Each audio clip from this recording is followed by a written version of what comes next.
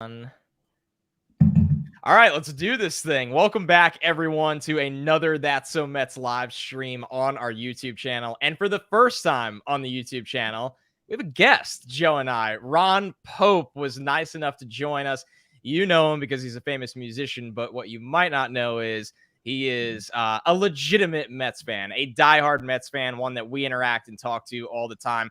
Not this celebrity Mets fan that just associates with the Mets, but a guy that is all in with opinions on the team on the offseason. So, Ron, we're so excited to have you on, man. How are you doing? Thank you guys for having me here. Long-time listener. I would say first-time caller, but I'm actually I tweet at you guys like more than I talk to my mom. So I feel like I'm very involved. I'm very invested. I am wearing actually right now. I don't know if you can see. This is my 86. Yes. Oh my God. Throwback. Let's go. Yeah, my wife. My wife and I each have vintage t-shirts from 86. And on opening day every year we wear them. And then as the season goes on, I put it farther and farther down in the drawer. By August, I try to forget that I have it. Yeah. So we're going to go through a lot today with Ron. We know you have a ton going on in your career, but I think to kick things off out of the gate, I got to ask, and I've seen some tweets, but what is your stance right now on this search for a manager? Here's the thing. Now, if it was up to me, I want Joe Espada because me too. I love that he's got both, he's been on the field. He's also got front office experience. I like that he's an analytics guy. If you're thinking about where we are, where we hope to be this year and where you want to be moving forward, I think he makes the most sense. However, if they want Showalter and everybody's excited about it in the front office, it could be a situation like with Dusty Baker where, he's like a people guy. That's his job as the manager. And then you have a bench coach who's an analytics guy. And I mean, that's really the Joe Espada, what's most appealing about him is that that's essentially been his role. So to me, that's why I want Joe Espada. But if you want to create you want to have a different kind of experience where the manager is like a people guy, and then you got a numbers guy who sits next to him and actually interprets the information and tells him, what the math says to do. That's, whoever ends up the manager, I'm going to cheer. I've been cheering for the Mets my whole life. I cheer for whoever's there. I cheer for them to win, because, the rising tide and all that, it's like their success is our success. But yeah, for me, it's Joe Espada all the way. So do you think when you talk about Buck, do you think this organization needs kind of that culture change, that kind of grown up in the room? Because obviously we saw a lot of things that transpired in the 2021 season. You had the rat and raccoon. You just had a whole bunch of stuff. Do you feel is that kind of the counter to Espada, where it's like get the grown up in the room? And then, like you said, maybe McCullough from the Dodgers, they interviewed him for manager. Maybe part of that was like, if you don't get this job, are you willing to be the young analytical bench coach to Buck Showalter and kind of play that? I wonder though, if bringing in people like Max Scherzer, you're automatically going to have the sort of a culture change. You just signed 4 clubhouse guys, grown-ups, people, guys like Starling Marte and Mark Canna, these are people, they're clubhouse guys. They're grown-ups that people are going to respect, guys who've been in the league. So I wonder if, you brought in enough veterans that maybe that culture change is going to happen, with the guys very naturally. And I don't know. I mean, it's not, none of us are in the locker room. So it'll be interesting to see, how it shakes out. I don't know that the grown up in the room needs to be the manager, because I think that, when Max Scherzer talks, you better listen. So. Yeah, I'm with you on that as well. I think that the players in the clubhouse matter just as much, if not more, than a manager these days. I think with Buck, something Joe and I talked about on this week's latest show is that hiring Buck to me is the final signal of we are trying to win a World Series in the next 2 seasons. You don't hire Buck and sit there and go all right, this could be the guy on the bench for the next 8 to 10 years. You just don't envision it that way. So I think part of me not having Buck number one, like a lot of people do, is I'm almost afraid of admitting that final approach. Like, we need to win this in the next 2 years or it's a bust. Well, I would say, I think Joe has talked about this a lot. Like the idea that, like, unless something drastically happens as they're reworking the CBA, like you're gonna in 24 duck under the luxury tax threshold. The competitive, all that. You're gonna lower your payroll. So I do think that I understand the notion that, like, right, you have Max Scherzer definitely for 2 years. And if you get to a place where Max Scherzer in year 3 of this is in an opt-out position, like you won 2 World Series. Like this is the highest AAV contract in the history of baseball. And like if we get to the end of this and he's 40 years old and he's like, I think I can go out and get more than $43 million here. Like we really, like we did it. We so in my mind, it's like, I think you got to assume that you're trying to win a World Series now. Now, certainly. I mean, I don't want to think that it's World Series or bust. And I believe that some of these, I don't want to say younger guys because it's not about age. I think guys that have come up in organizations that are focused on analytics and have found success with it. I think those guys are, people that feel, to me, more equipped to not just do what we want to see done in the next handful of years, but for the next 10 years, And I think when you like Buck Showalter hasn't had a job as a manager since 2018. Like, think about how much baseball uses, like the use of analytics within baseball has changed just in a handful of years. It's a different world, even in just those handful of years. Like, not even talking about the beginning of his career. I'm just talking about since just even a handful of years ago when he was a manager that won 45 games, like. It absolutely flipped on its head. There's no question. And the Mets were so far behind, and they're now starting to catch up. And we were talking about Scherzer. So that whole 15-hour period there where it was, Scherzer and the Mets are talking. Mets made an offer. Oh, they're close. And then I know that Twitter space with Giraffe Neck Mark and James and those guys went up until like way past my bedtime. 3,000 people all night. People watching. So tell us your emotions for that 15-hour period, and then what you felt when like the real tweet came the following morning. Hey, Max Scherzer to Mets, done deal. So I'm laying in bed that night, and I'm just like vibrating. I'm just laying there, and finally I was like, I gotta get out of bed. I gotta do something. So I went, and then everybody's in that Twitter Spaces room. So I get in there. I hopped on. I talked a little bit. I was like, I'm in for the duration. I'm staying up all night. And then an hour goes by, and another hour goes by, and I'm like sitting there. I was like, I got a 3-year-old. I gotta go to sleep. So I stayed awake basically until my body was like, that's a wrap, big guy. I just like till I shut off and like somebody hit the off button on me. And so waking up in the to that, like when that became a reality, because like I was telling Joe, I wrote like an off-season plan, just generally what I was like, what would I like to see happen? And I'm going to read you guys in the pitching. We had it on the docket to ask you about it, so go for it. In the pitching, the starting pitching, it says, sign at least 2 starting pitchers. And the first thing that I write is, everybody wants Scherzer, but I doubt that's happening. And so like that's the first, exactly how I felt.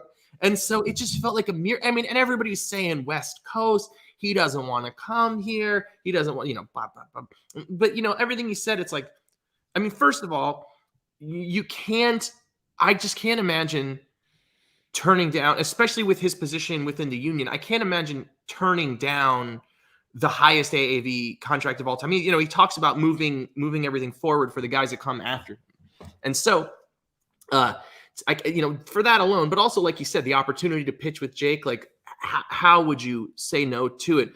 But with all that said, like we all felt like we're Mets fans. It's like, this isn't possible. This isn't going to happen.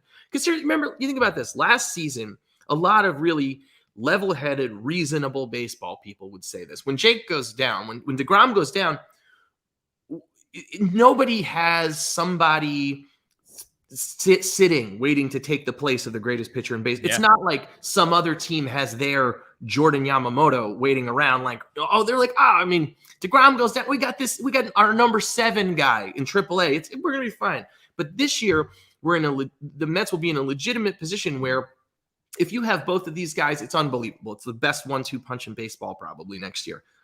But if one of them goes down for a period of time, you still have one of the best pitchers in baseball as a front. And I also think, for me, I mean, this is like, I don't know if this is a hot take, but I want the person that I want, like, I don't know if you need to go for the super high upside, Rodon, like, I don't know if you need to pointing towards that. To me, it's like, I want somebody that is going to show up and give you 30 starts and give you at least 170 innings. Like if you can get 170 to 200 innings out of whatever other guy you sign to be a starting pitcher, then, maybe Tyler McGill does great. And when somebody inevitably goes down, he comes David Peterson, whatever, you're going to have a lot of flexibility with Trevor Williams. But like, to me, it's, I would love to see them. So I would love to see them sign Zach Greinke if he would be willing to do it. I mean, he shows up, he gives you 30 starts every year. He doesn't need to be the number 1. He needs to be somewhere between the number 3 and the number 5 starter on this team, depending on the health of Carrasco. Because you also remember when Carrasco is good, he's one of the, 10, 20 best pitchers in baseball, depending. Like he's a very, very, very good pitcher. So, and like, I think it's also, people's memories are short, but the first half of last year, Taijuan Walker was pitching the lights out. So, and we asked him to pitch more innings, than he has pitched in, ever in his life, probably at this point. He gave an awful lot last year after, a long time of not doing that sort of work. And so I think you saw the workload wear on him. But if you put yourself in a position where you get a workhorse, you find somebody who, I really wanted Rich Hill for this job, to be fair. I'm sad that he's gone. But something like a Greinke puts you in a position where, that's a guy who's going to go out and give you, every 5 days is going to play competitive ball. I know, like with his, he has like serious issues with like anxiety and has like some stuff that he has to deal with. So I don't know if personally for him it's the New York, the situation in New York being the New York media and stuff is the best fit. But I to me, it's somebody like that though, that you're like with the variables from last year, like DeGrom went down. He didn't even pitch 100 innings. Carrasco had, was hurt. And then like, they were asking him to ramp up, at like in real starts. It's just what happened with him. Yeah. It wasn't fair. It wasn't fair to ask that of him last year. And Walker, had a great first half and then had that steep decline. So to me, it's like, you got Max Scherzer and he's a bulldog and he's going to go out and he's going to try to throw 200 innings next year. In my mind, it's like in an ideal world with him and Jake, you hope to get between 320 and 380 total innings, but and it's probably going to be somewhere in the middle, like 330, 350, something like that. And you might get lucky and get the 350 plus. But like, so that's what you hope for that, and you hope to see a bounce back from Carrasco, where maybe you get 140 or 150 innings. I don't know, and you want to see Walker pitch well. But I think to me the solution for the rotation is like an innings eater, somebody that's going to go out, show up every 5 days, keep you competitive in games, especially because you're hoping that this offense is going to be, high powered enough that like you can go out and get some runs and not where, like DeGrom, when he gives up one run, he's like, I shouldn't have given up that run. Of course we lost. I gave up a run. What did you want us to do? And like, we don't need 3 of those. It'd be cool, but you don't need 3 of those. Like what you need is somebody that is going to show up and pitch every 5 days. Yeah, I think so too. I think for me and Joe, I'd like to hear your thoughts on this well, and you as well, Ron. But like, it feels like, you have DeGrom and Scherzer at the front of the rotation. That's great. It's amazing. It's exciting. And then you need one of Carrasco or Taijuan to be themselves, either somewhat like we saw with Taijuan first half last year, or something like we've seen with Carrasco in his career, not just the last year. So one of those two, one of McGill or Peterson to be a number 5. Great, right? Just one of those two. And then, like you said, Ron, you got to sign that guy that's really in the middle of those guys, number 4. And I don't know if that's Kikuchi. I don't know. And I agree. Rodon scares me because he just has been hurt a lot. And I think whoever you do give this money to, it's got to be more reliability than the ceiling of like, oh my God, we have another all-star pitcher that we paid $9 million a year. So, I mean, I don't know who that is right now. And we're gonna have a lot of time to figure that out because I don't think the lockout's gonna end anytime soon. No. Yeah, we're gonna be talking this for at least a couple months here. At least that's certainly what it seems like.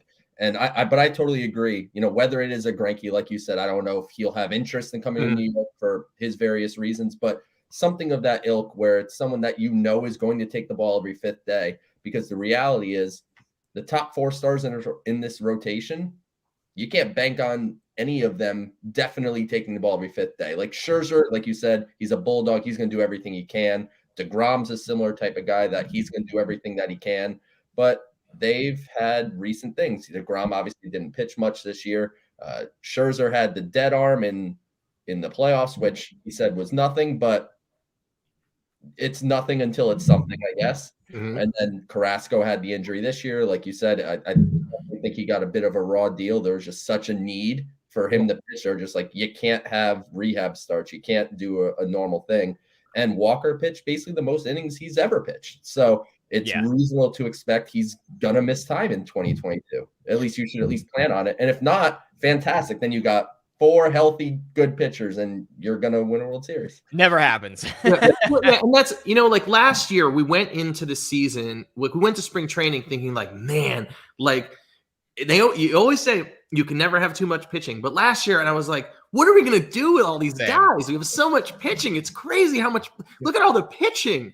And then, you know, like, I don't know, 6 or 8 weeks later, I'm like, man, we have no pitching. Like, I was worried someone's feelings were going to get hurt. Like they're going to tell Syndergaard he couldn't be a starter anymore when he was ready to come back. Or Carrasco is like the long man. I was like, oh my God, this is a nightmare. And it ended up being the exact opposite. So, all right, I'm going to start flying some questions in here for anyone that wants to answer out of you guys. But the first one here is from Johnny C. I thought was interesting.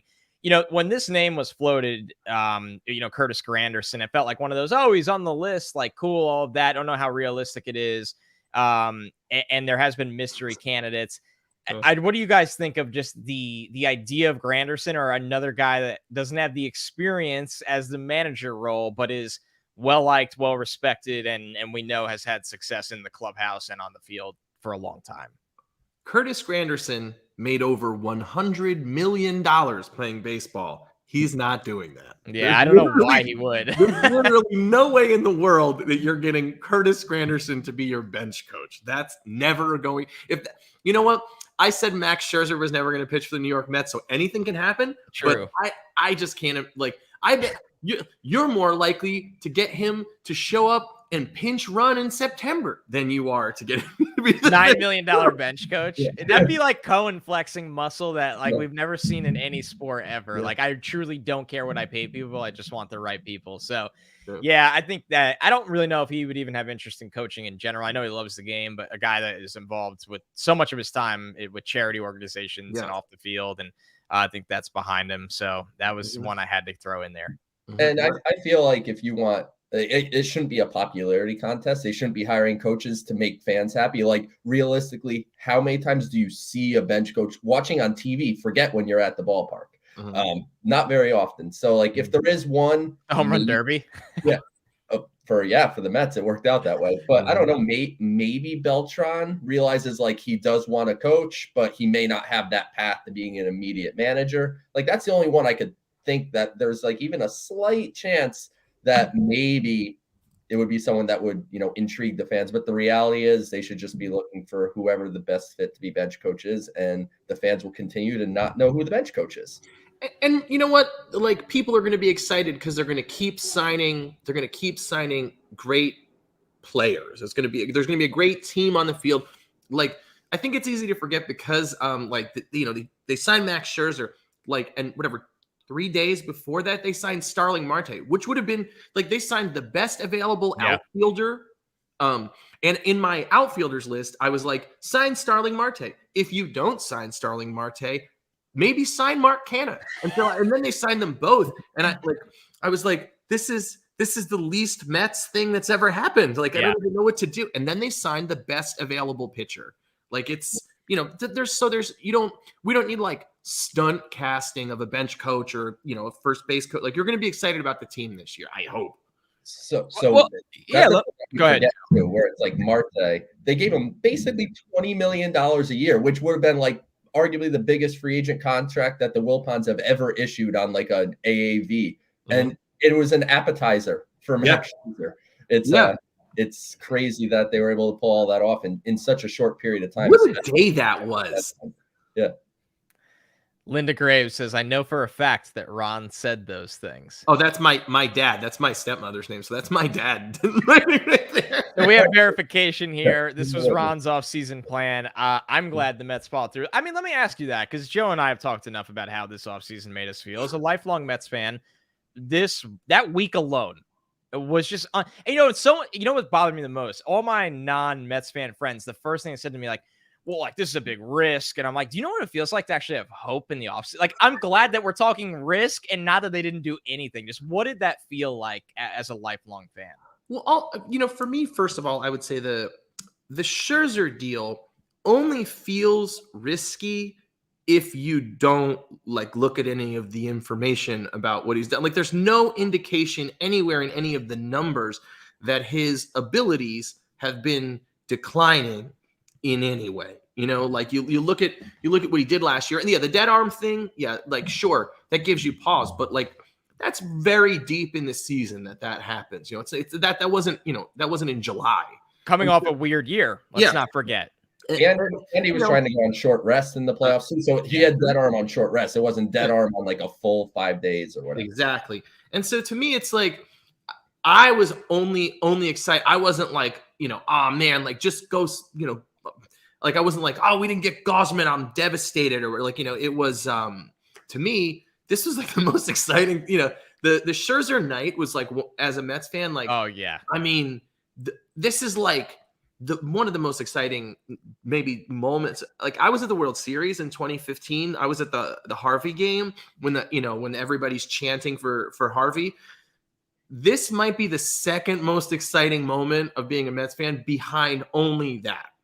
In my whole, and I've been a Mets fan and I'm 38 years old, like, since I was born. So I was afraid to leave the Twitter spaces that night. And I've never felt like that about anything Mets related ever. Like, I was like, I really need to go to sleep, and I have a feeling this is going to go on all night. But like, what if it does happen? Like, and then you wake up and you grab your phone and you're like, oh my God, it's still going on. Now I'm scared. Like, why is this not all over again? Why is this not done yet? I think it was unlike really anything else as a Mets fan, honestly. Yeah, the excitement it's also because we've been made to be excited before, and then been disappointed so many times, that it's like we're conditioned for it. Everybody in the Mets universe jokes about this stuff. But it's true. We're kind of conditioned to expect that, like, the wheels are going to, like, we bought a new car, we drive off the lot, and then like the wheels fall off and it catches on fire. Like, that's what it's like to be a Mets fan usually. Yeah, it's spot on. And so it was nice to have things kind of break our way. I mean, it's also, this is a new day. We have the richest owner in baseball, and like by a wide margin. This is actually another thing I've been waiting. I haven't talked to anybody about this. I haven't put it on Twitter. I was waiting to tell you guys. I told my dad, to be fair, but I've been thinking about this. I've heard a lot of people talking about trying to go out and get Jose Ramirez as like the final, like, wow, they did it. And now we have, everybody knows, one of the bottom, third, the farm systems in baseball. And everybody's talking about, well, do you make a deal where you leverage, you give away Brett Beatty and I have an idea that has nothing to do with Brett Beatty or Vientos, because we're poor in minor league prospects. We're poor in prospects, but we're rich in money. And so I've been thinking about taking, like, what if they went out and they took on some bad money somewhere, for instance, I thought about the Reds because they have two like pretty icky bad money deals in Moustakas and Suarez. And so it's like, if you went to the Guardians and you were like, what do you want What do you want from the Reds? You know, like if we were to, you know, if we're going to give you whatever, you know, whatever you want, if we could get you anything you want, what do you want? And then go and say, like, if we take on Moustakas' contract, what can we have? You know, and then if that's not enough, if we take on Suarez, we don't care about the money. It's like, they owe $38 million to Moustakas. All right. Would it 38 million? Like, you're talking about taking on a six plus win player. You know, this is it's worth $50 million. You know, you know, if you're treating wins as $8 million a piece, it's just like, you know, conventional wisdom, I guess, on that. You're talking about a guy that should be worth over $50 million that's getting paid $12 million and $13 million in the next 2 years. So maybe you got to take on $30 million a year, take on Suarez, you know, and the Moustakas deal. Like, I think no, I've heard no one bring this up, but it's like, we got the richest owner in baseball. Like, let's take other people's bad money and use their prospects. Like, why would you burn Mets prospects right now? We have money. We don't need to use our prospects. Interestingly enough, Billy Epler mentioned that. So he was on MLB Network Radio shortly after being hired, and he actually mentioned, you know, not to the specific point that you said, where it's like, all right, we're going to go get a prospect from this team and then trade those prospects to this team for the veteran. He was like, you know, we realize that we need to add to our farm system, and we have money, so we can take on some money to add to our farm system. So he mentioned that as a possibility. Now you're taking it to that next level, which is, all right, now we take those prospects that we get and we go flip them, which, by the way, great call on Guardians. When you said it, I paused for a second because I'm going to be calling them the I words for it's settled in yet. Yeah, it's hard. You said Guardian, so I give you that. But I think it's a fantastic idea. I don't know, you know, if they're in a rush to trade Ramirez, but if they are, you know, that's a name I'm looking for. But that kind of leads me to, you know, my last baseball question, because I know we want to hop into your music here. Oh man, we have to talk about music? Yeah, man, of course. Yeah, I got my Ron Pope story I got to tell music wise. But so what do you want to see on the offensive side of the ball for the rest of the season? I know that there's some people that think they've done enough and they could just roll with the offense they have, and there's some people that are like, they could really use one more bat. What do you want to say? You know, here's the thing. If it gets, I don't want to see, I know I could get burned in the streets by Mets fans for saying this. I don't want to see 7 years of Chris Bryant. You know, if you get a little later on and it seems like Chris Bryant will take very high AAV, 2 years, 3 years, you know, sure, that would be great. But otherwise, like, in my opinion, what I would like to see, if there's not a Jose Ramirez, if there's not some kind of like, wow, like giant, you know, that's a giant difference maker. That changes your universe if you have him. If it's not something like that, you should, I think, roll into the season and let McNeil play second base. This is a guy who's a career 300 hit, 299 hitter, 300 hitter, you know, and obviously, like, if you treat this year as an aberration, you know, it's like that, things in baseball tend to return to the mean. You know, they return to the norm. And so if you let McNeil play second base and see how it goes, let him play second base every day. That, to me, feels like it makes sense if there's not a real difference. I mean, I know Escobar has expressed that he would prefer to play third base anyway. And that's what I think that in terms of your everyday players, that makes a ton of sense to me, unless there's like a real difference maker, like a real, like you know that Ramirez is available, or, you know, and you can, you know, go nuts. Yeah, exactly. Jeff McNeil is, you know, is the real thing. And so to me, it's like, you think about, like, in this lineup, especially, you know, if you assume, you know, Nimmo, Lindor, Pete, you know, and then you can start again. You know, you got Starling Marte, who would be a leadoff hitter almost anywhere. You got Jeff McNeil, who could be, you know, is a 380 on base guy. You know, you can, all kinds of crazy stuff can happen with, you know, you've got Escobar, who's might go out and hit you 30 home runs. Like, there's Mark Canha gets on base an awful lot too. There's a lot of possibility. Like, and I also believe that it's possible that, you know, you can look for a bounce back from McNeil. Lindor, you're hoping is, you know, again, it's like going to return to the mean. So for me, it's like, if something presents itself where there's a clear-cut difference maker, then sure. But otherwise, like, I'm not of the mindset that like I don't want to see Chris Bryant sign for 7 years, like with the Mets, like, you know, and he's a great ball player and God bless him, you know, go get your money. But I'm not like, I don't know that they need another starting caliber, you know, bat. And also, I mean, it would be interesting to go into this year, seeing what kind of value can be presented by Cano. I think it's easy to forget that he's there.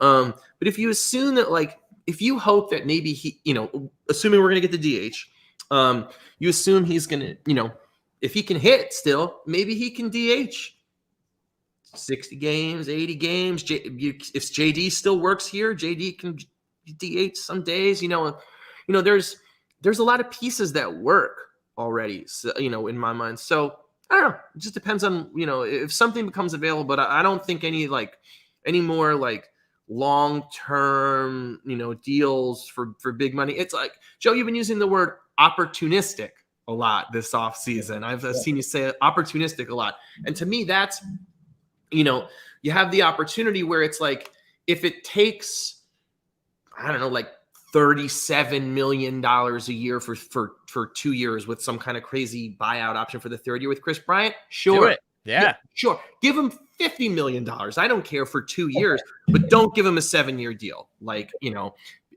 like in my mind, especially because if you're talking about in 24, having to duck back under, you know, that's just, it's, you don't want to hamstring yourself. You already have the $340 million man playing shortstop. So that's, you know, I don't know. But if, you know, if they sign another big bat, I'm going to jump up and down. I love this. This is the happiest offseason of my life. I'm very sad we're on pause right now. Well, and you know what, Ron? If McNeil doesn't work out at second, you can reassess that at the trade deadline. There's always second baseman at the trade deadline. Always. And the cost isn't even that crazy all the time for a serviceable second base. Yeah, well, that's not a second baseman, but for a couple months, but yeah. Oh, so God. As I'm every once in a while, I think about like the giving away a first-round draft pick for a 2-month rental at the end of a lost season. I'm like, great, no, that's fine. It's okay that we did that. Yeah. Yeah. So I want to hop into your music here. So I've actually been a big fan of Ron's music for years and years at this point. I first heard a Drop in the Ocean on a Pandora station. I don't remember which one. I was just like, all right, this is pretty good. It's my cup of tea. And then our song plays, and I'm like, okay. And now I start, all right, I'm going to go look into all your music. I get a follow one day on Twitter from Ron Pope, and I've gotten followed by different like verified accounts, and I go and look, and they follow 400,000 people. And I'm like, oh, okay, well, it's whatever. Someone just going and following everyone. And I'm like, oh, he just follows a normal amount of people. That's pretty interesting. I legitimately had no idea that you were a Mets fan, and that it shows kind of the small world here where it's like this guy that I listen to his music all the time and he likes the Mets. I had no idea. And when you followed me, I was like, that one's pretty cool. And now that we talk Mets all the time. So yeah, that was my kind of Ron Pope music story. Oh, you know, it's funny. I think because the Mets like are traditionally, you know, it's like lovable losers. It's like being born, like people are born Mets fans generally. Like people don't usually choose to be Mets fan, and it's kind of like being born short. Like, you know, you come from a short family. You're like, you know what? You can live a perfectly good life as a short person, but most people aren't like, I sure wish I was 4'10", you know, like in general. And it's like, that's what it's like to be a Mets fan. We're all like, if you find out somebody's a Mets fan, you're like, oh, we understand each other, you know?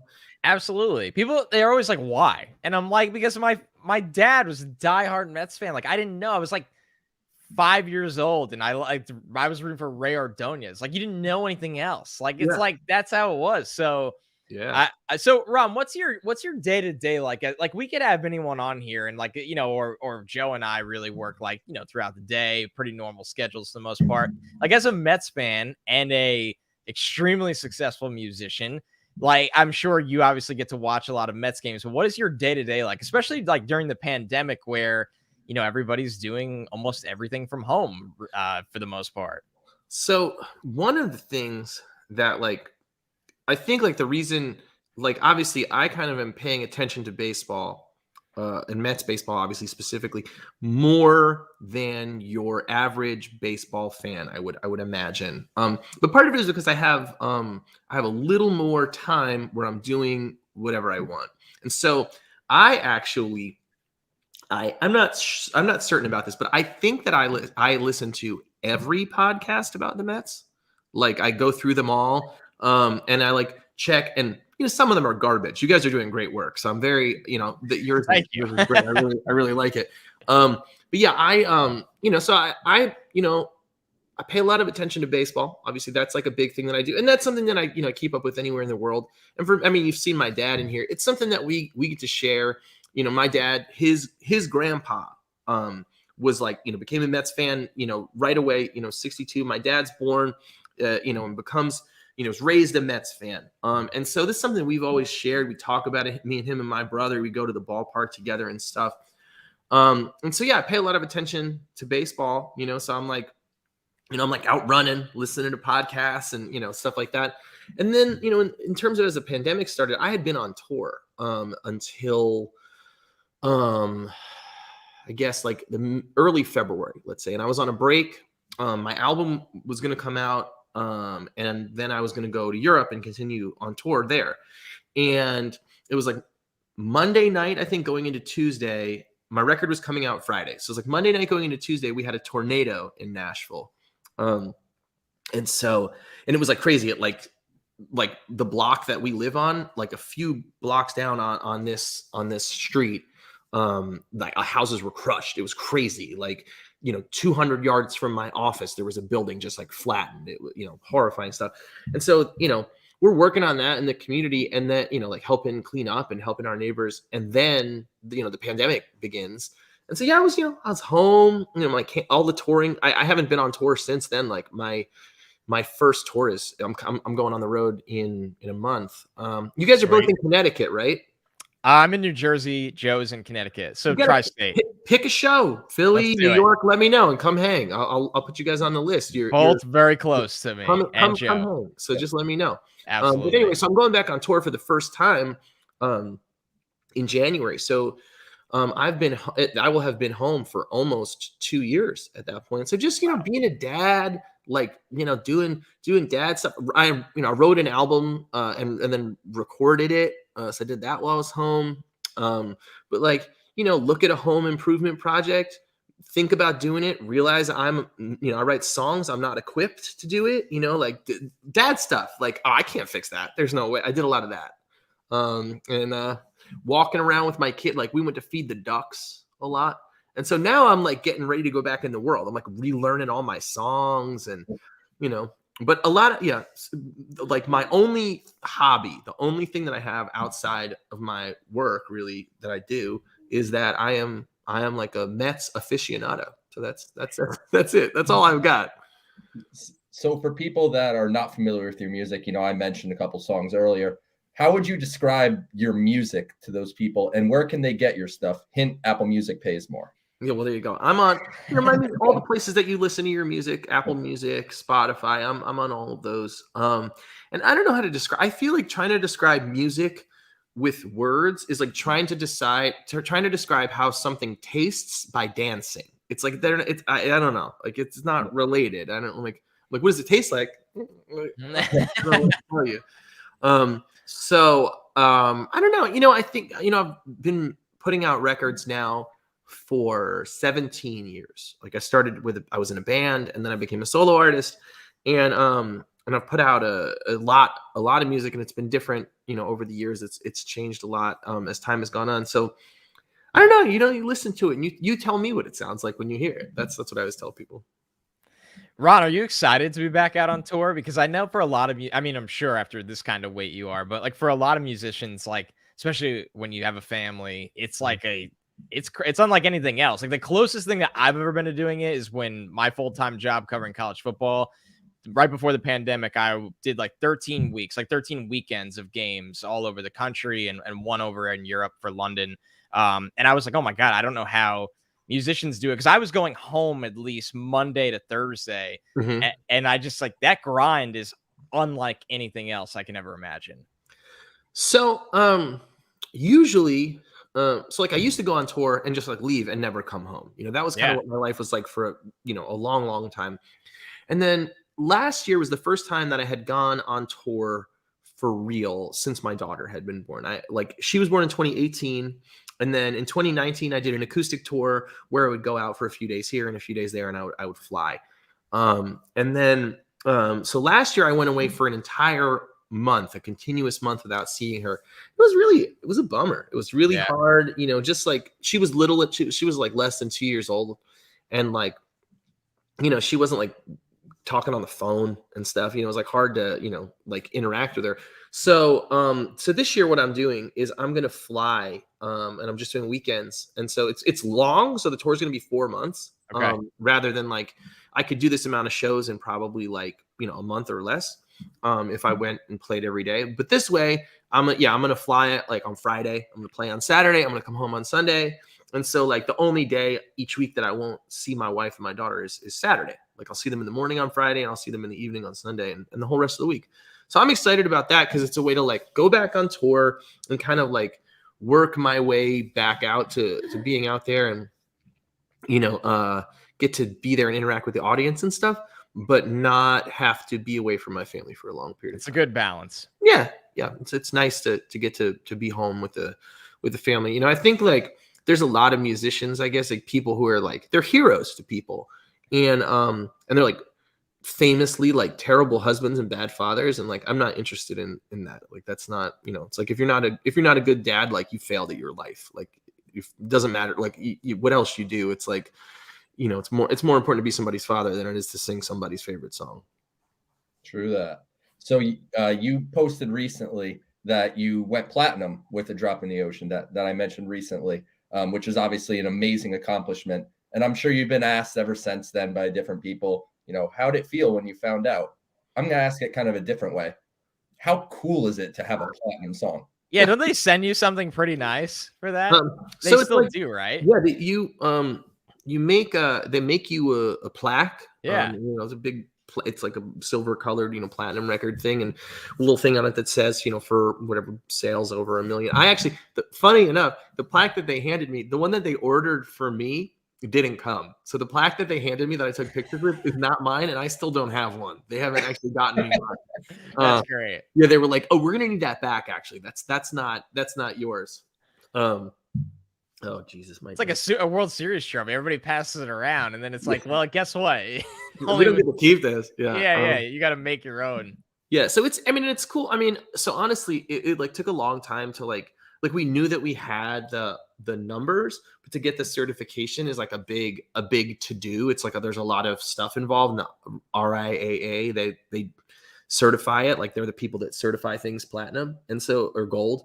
And so it was a big involved thing. So I knew about it for quite a while, but it was crazy to like hold the thing in your hand and be like, whoa, like wow, this is a real thing. I was like, oh, I'm gonna put this in my house. Well, not this one, but one day I'm gonna put this in my house. So it's cool. It's a neat thing. And like, for me, people often ask in like interviews and things, like they'll say like, when did you feel like you made it? And I always say, there's never been a moment where I was like, oh, we made it. It's like, I always feel like each day and through each step, like what we're doing here, we're making it every day. We're like slowly but surely like continuing to build. And, like that to me is like, it's just a marker of another day that we're like, wow, like we're still making it. Like I haven't like, I don't have any other skills. So I'm not like making lattes today.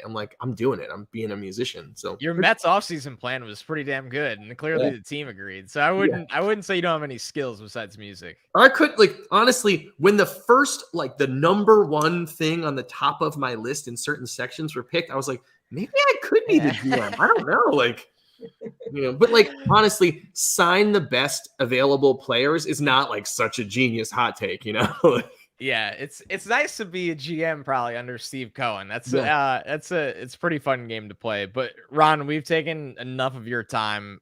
We've had a blast having you join us. For everyone watching the stream, you could follow him on Twitter at Ron Pope Music.